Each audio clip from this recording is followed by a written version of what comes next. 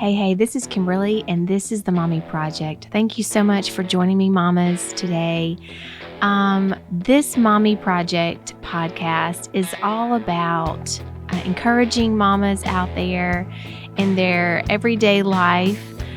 This is an interactive podcast that kind of talks a lot about different subjects that have come up in my personal life that I just want to share with you guys.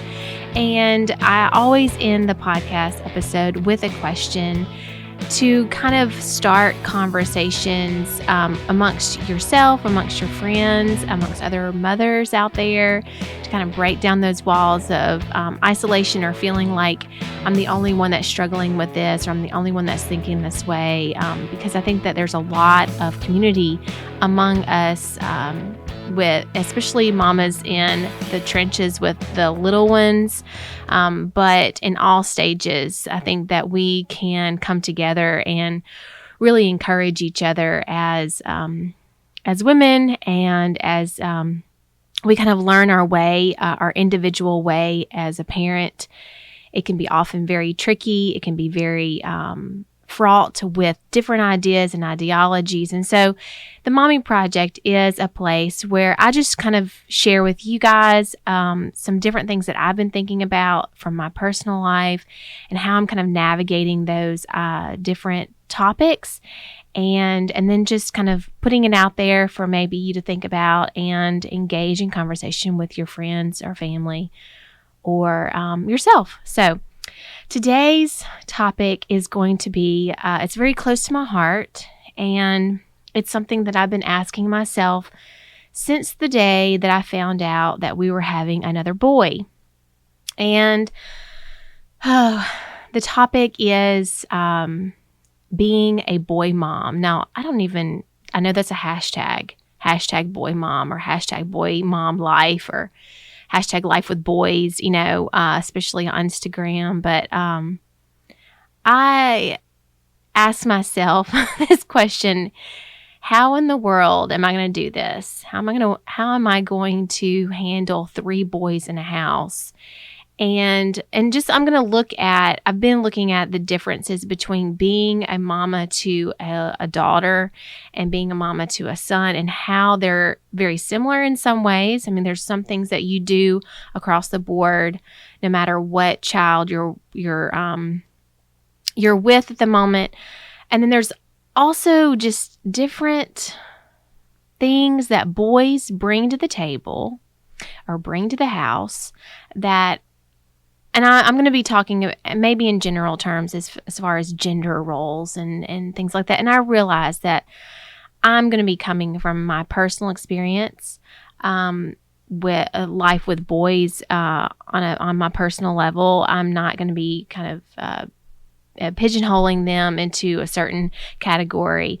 And so I'm sure there's people out there that have daughters and that they are experiencing the same thing, except it's with a daughter instead of a son. So being a boy mom it's been a very big learning experience for me. When we found out that we were having our 3rd boy in January or February, whenever that was, I was like, okay, here we go. And I often find myself asking the question to my boys, and it's not very articulate, and it's probably not the best parenting question, but I often find myself saying, "What the heck, man? Like, why in the world did you pee on the floor again?" Or, "Couldn't you wait until you went to the potty?" Or, "Why are you sticking your hands down your pants to get poo-poo on your hands?" And, I'm looking at a wall of pictures right here that are kind of reminding me of how my sons are so much, they're different in their own unique way, but they're so different from my daughter. And so I'm going to kind of just share a little bit of that journey, and how I'm kind of navigating this idea of I'm going to have another boy in a very small house, and we'll just let the chaos kind of unfold as you know it will. When we found out, I'm going to kind of backtrack a little bit. When we found out that we were having our daughter, so our daughter is our oldest child, I actually freaked out because I assumed we were going to have a son.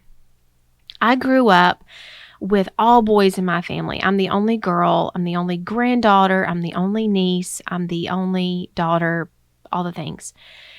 And I'm the youngest too. So I don't really remember as clearly as maybe my mom does how my brothers and my cousins were in comparison, and how they were a lot more rambunctious than me. Again, I know that personality comes into play, birth order comes into play, all different things kind of can affect how a child, their personality is. But I was the youngest, and I often kept to myself. I like to play in my room. I like to play with baby dolls and school and teacher and, all the girly things.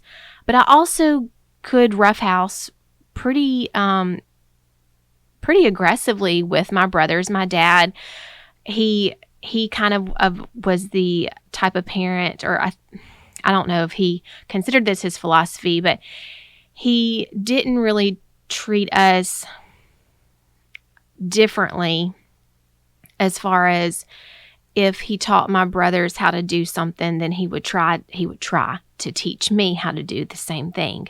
And I'm going to emphasize the word try, because I often would refuse to learn whatever he was trying to teach me at the very moment that he wanted to teach it to me.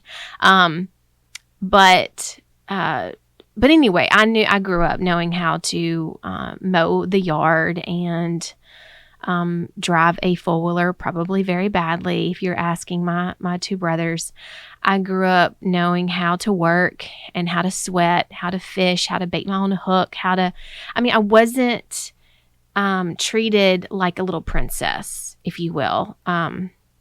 So anyway, when we had our first daughter, or our oldest, and we found out she was a girl, I freaked out because all I could think about was the junior high drama, the mood swings and the hormones and the puberty and just all the angst that comes with having a girl in the house that's changing. But it was beautiful. I absolutely am so thankful that I have my daughter, and especially that she's my oldest.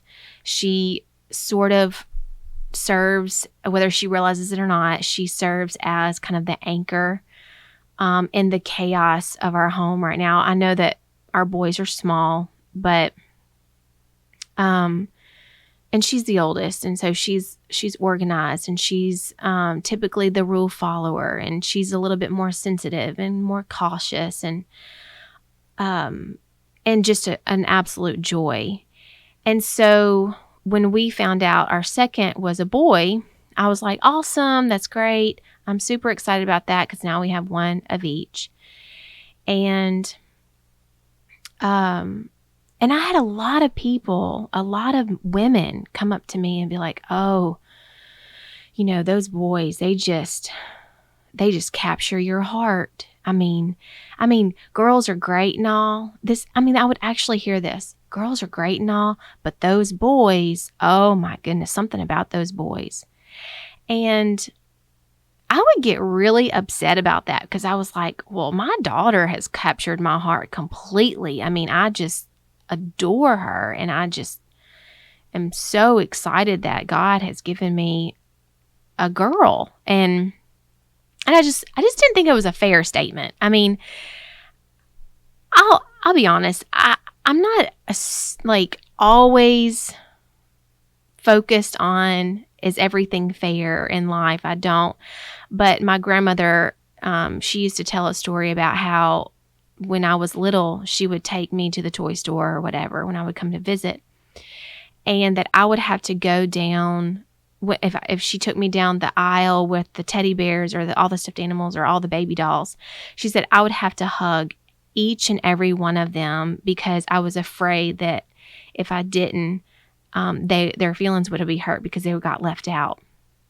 And so I still kind of see that in my parenting. Like, I want to make sure everyone is getting their hugs, or everyone is getting their attention, or everyone is getting their fair due, if you will. And so when women mamas would tell me that, and it was always mamas with boys, of course, or some with both, I would just get really just like, I don't really understand that mentality, but it's pretty prevalent in our culture. I go on mommy blogs and I'll talk, I'll not talk, but I'll read about, boy moms and this and that. How are they dealing with this situation? How are they dealing with that? And they always kind of end the same way as, but they just melt your heart, and there's something about a boy. There's just something about a boy. And there is something about a boy.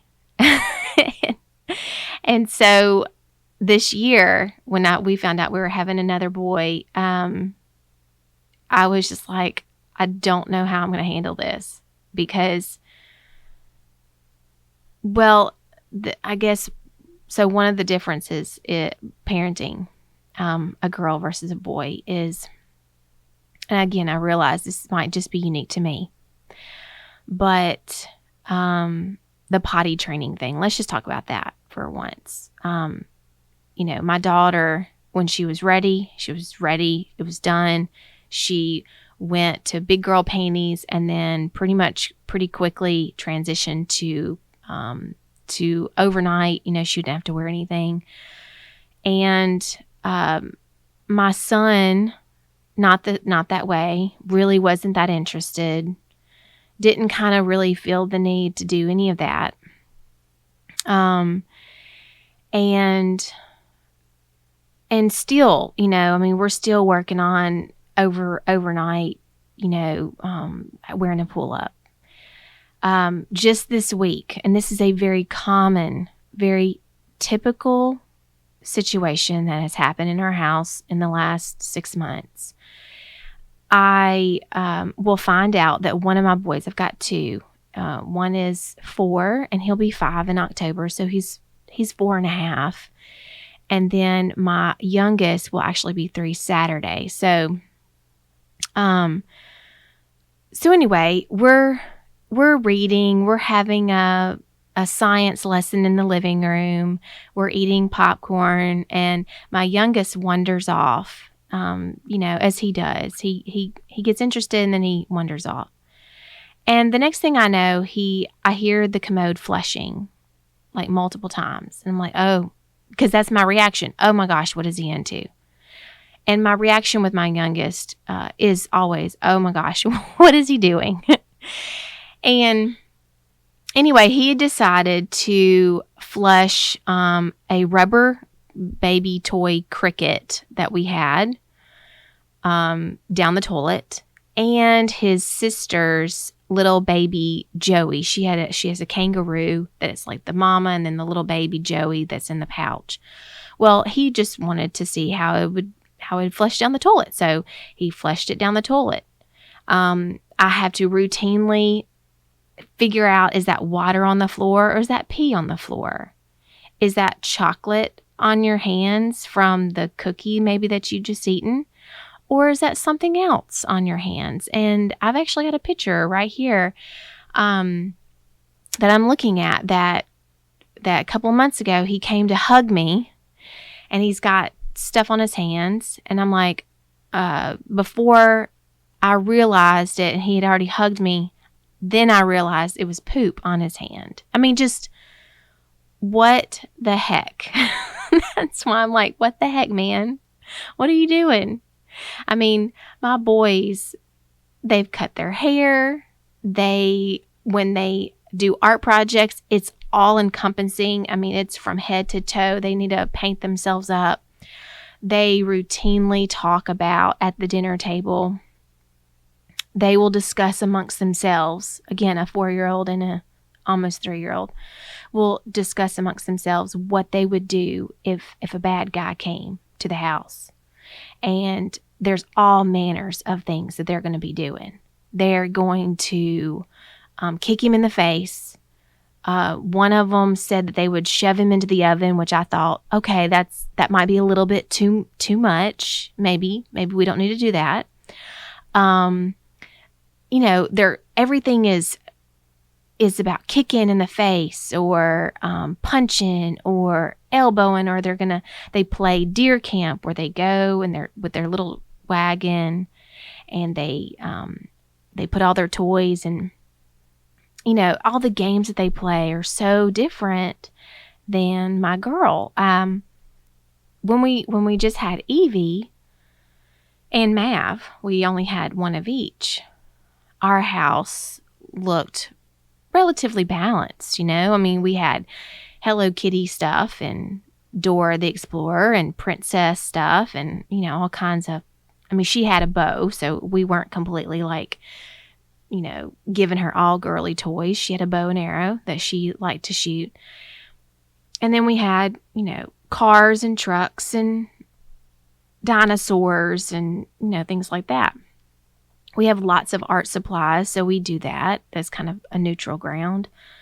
But as the more boys have come into our house, the more wear and tear our house has seen. Our couch is completely demolished from all the scrubbing that I've had to do because people have peed in the cushions. They peed on behind the couch, in front of the couch. There's curtains that are not the same in our house. Nerf gun bullets are found. Little chalk marks and little art drawings on the board that I have to go around and erase or have them help me clean up. It's that constant being on, you have to be on top of things that I find it to be so different with boys versus girls. I was recently talking to, we recently took all the kids for a walk / bike ride.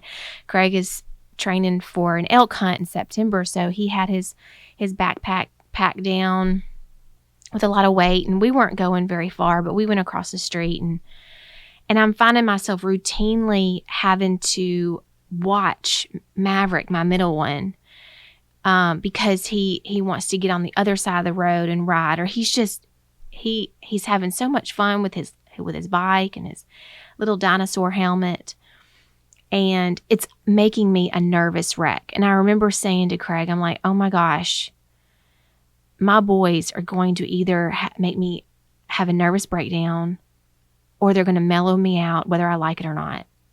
And I feel like that hits the nail, or that sums all the things up between my parenting my daughter, which, I have to pay attention and I worry about her in certain areas, but with my boys, it's like destruction. It's either they are about to kill themselves, or they're about to kill each other, or they are about to destroy the house. It's one of those three. It's exhausting. And I wouldn't trade it for anything. I'm trying not to complain, but I'm like, oh my gosh, I don't know how I'm going to do this. And I am the type of person that likes to think everything has a reason. Maybe it's because I really love stories, and when something is given you or something happens, if you can make a story out of it, it seems a little bit more,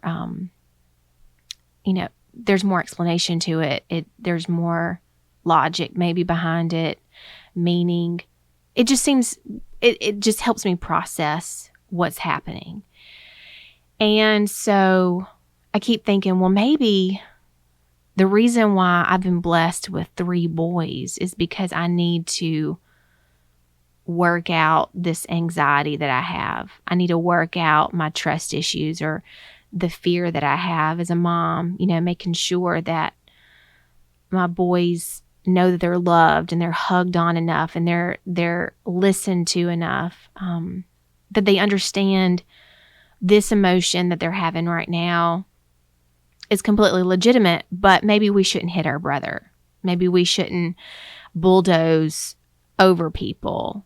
Or I routinely have to tell them no means no. And of course, in our culture now, that saying has a lot more weight to it than just simply saying no means you are not allowed to have the last word. When mommy says it's time to go to bed, you're not allowed to negotiate. It's not a negotiation. Or no means no when someone's telling you to stop, tickling them or wrestling with them. That means stop. And so I feel like the pressure behind raising boys these days is so,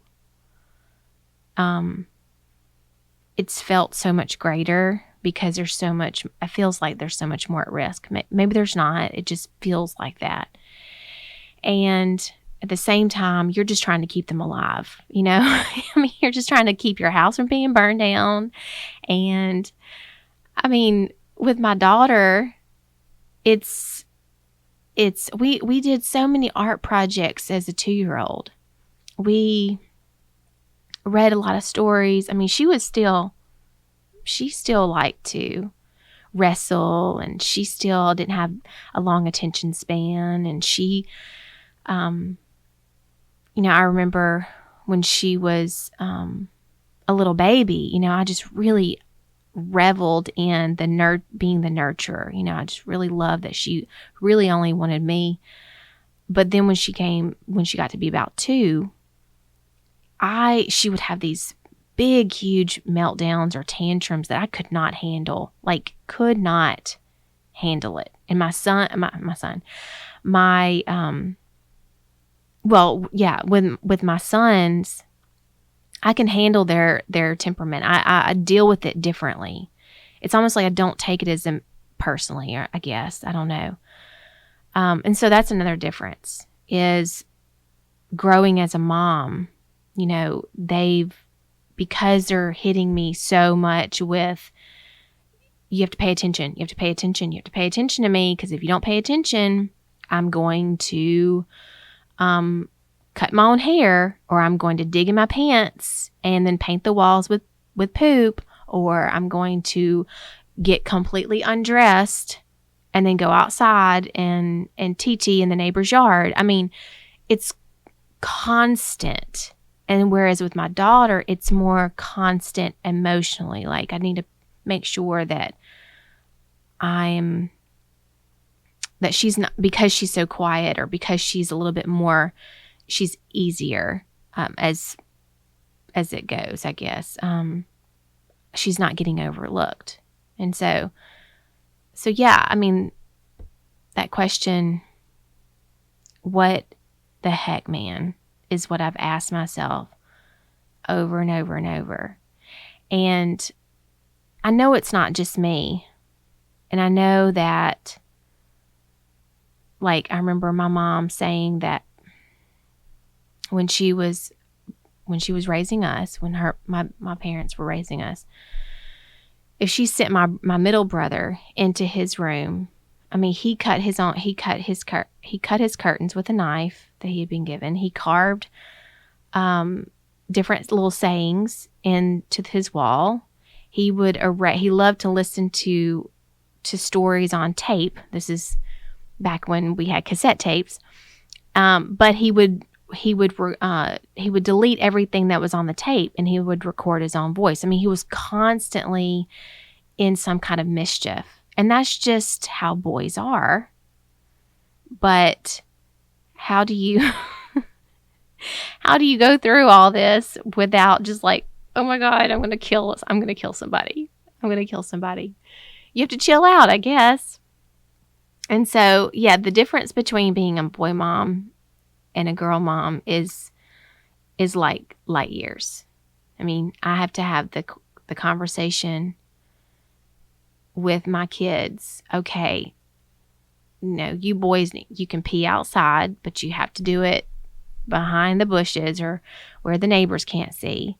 And then I have to, my daughter's like, but why are they able to do that and I'm not, and or I'm able to do other things with her that I just am not going to even attempt with the boys, because they'll go off in the middle of the street, or they'll run full speed ahead down the driveway with no helmet and, potentially crash and give themselves a concussion.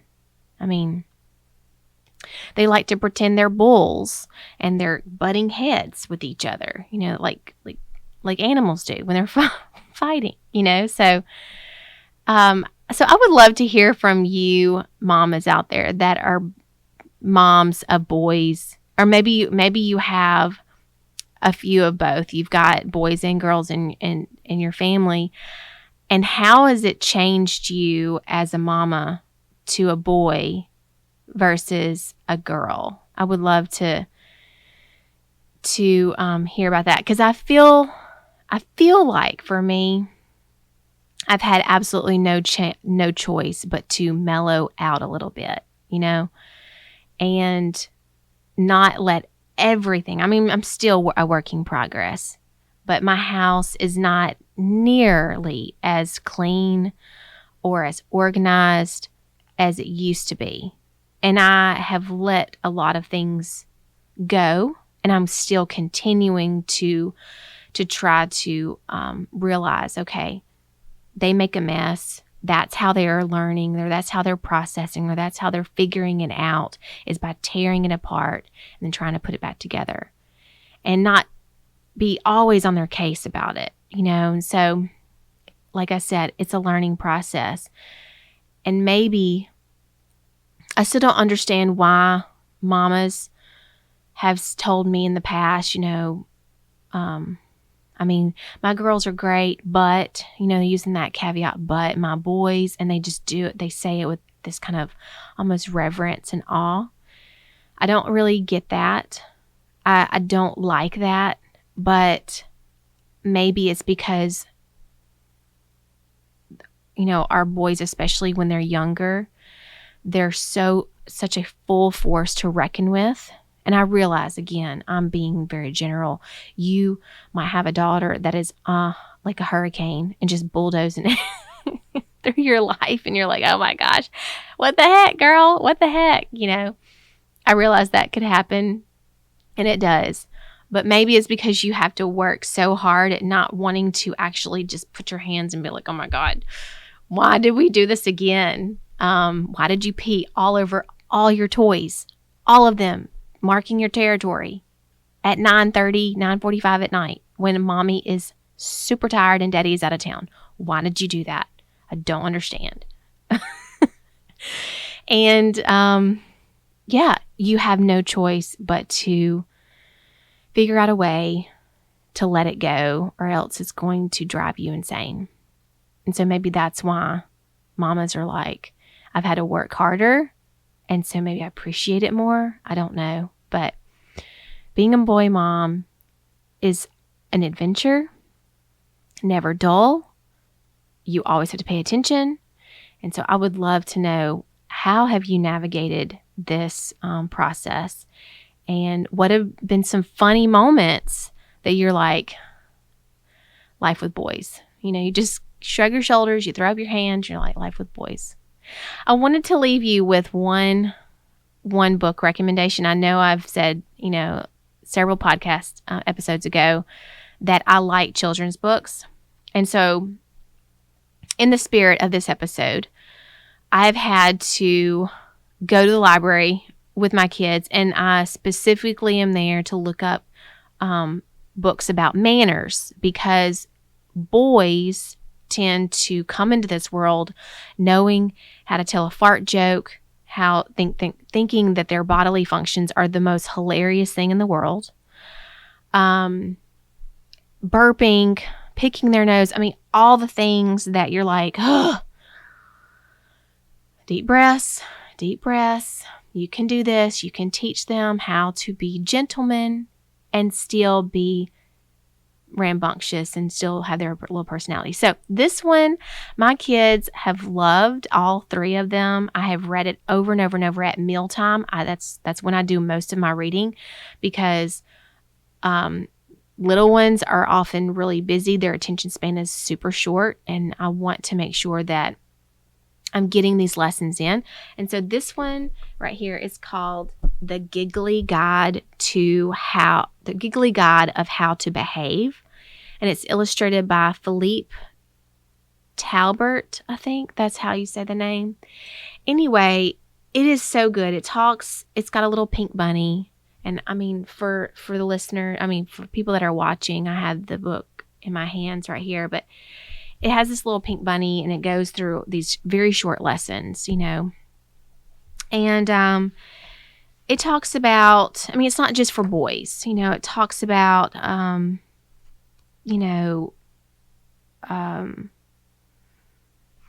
well, for one, my kids love the one about you should never pick your nose at the table and don't scratch your butt. They love that one. It talks about how you should always ask for permission before you take something from someone, or you borrow it. When you borrow something from someone, return it in better condition than you have it. Don't play hide and seek under a car or a moving or any kind of vehicle. Things like that are really practical. It's not just a please and thank you book, but it's also can apply to safety rules, such as, don't play games with the driver. And then also just not being completely crass and rude out in public, So my kids love it. It's really short. It's got cartoons to it. They think it's funny, and they have requested me to read that to them at least 4 times. And pretty soon I'm going to have to check it out again from the library, because the library, it's due. The library dues are due. So anyway, I'm going to leave you that recommendation. If you've got kids of any age, especially younger ones, you've got multiple genders in the house, I'm sure that you have figured out, well, I need to talk to my girls about certain things that I don't necessarily have to address as hard with my boys. So I would love to hear how do you approach manners? How do you talk about boundaries? And what has been the craziest or funniest thing that has happened to you since you've become a mom of boys? So I hope you guys have an awesome week. I know that I just shared a bunch of personal little anecdotes with you guys. My struggle is really real. When I'm asking myself how I'm going to do this, it is a legitimate question, because oftentimes those cleanup messes happen at the most inopportune moment. And it's exhausting, but it's worth it. And it's fun, and it's full of memories, and it's full of laughter after you get over being upset. And like I said, most of us have no choice but to laugh at it. Because it's either laugh or cry, and most of us would probably rather laugh. So anyway, tell me what your craziest boy mom story is, or something that you've learned as you've navigated parenting with boys. And I would love to hear from you on social media. You can find me on Instagram at @themommypro, and you can find me on my website, themommypro.com. This is on YouTube. And so you can watch this episode, or you can listen to it on, Google Play, Spotify, Podbean, all of those places. And I hope you have an awesome week. You are doing so good, mamas. You're doing good. I want you to know that. I know it's hard. I know there are moments in the middle of the night where you wake up and you're like, did I hug them enough? Did I tell them that I love them? But just know that you're doing a good job, and we all are supportive of you. So take care. Bye.